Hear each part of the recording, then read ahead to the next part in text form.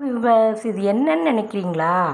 Mutton கூட்டு அல்லது chicken கிரேவின்னு நினைக்கிறீங்களா? இல்லை இல்லை, இது நம்ம சோயா சங்க்ஸுன்னு கடைகளில் கிடைக்குது இல்லையா, அதை வாங்கிட்டு நல்லா 1 மணி நேரம் வெந்நி தண்ணியில் ஊற போட்டுருங்க. அதுக்கப்புறம் இந்த சோயா சங்க்ஸ் அளவுக்கு நான் இந்த அளவுக்கு இன்றைக்கி பண்ணினேன்.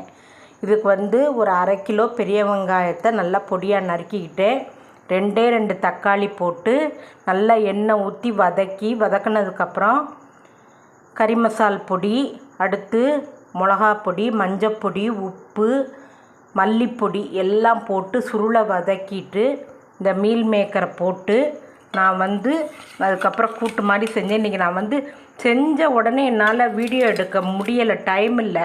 கெஸ்ட்டெல்லாம் வந்துட்டாங்க, அவங்களுக்கு வைக்கணுங்கிறதுக்காக.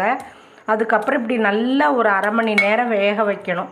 வேக வச்சோம்னா இப்படி அழகாக வெந்து இது ஒரு மட்டன் சுக்கா மாதிரி நமக்கு டேஸ்ட்டுமே அதே மாதிரி இருக்கும். சொன்னால் தான் யாருக்கும் தெரியும், சோயா சங்க்ஸுன்னு தெரியும். இங்கே பாருங்கள், இது அழகாக எப்படி மட்டன் மாதிரியே இருக்குது பாருங்கள்.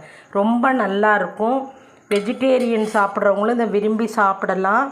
எல்லாருக்கும் பிடிக்கும், குழந்தைங்களுக்கும் பிடிக்கும், பெரியவங்களுக்கும் பிடிக்கும். நீங்களும் செஞ்சு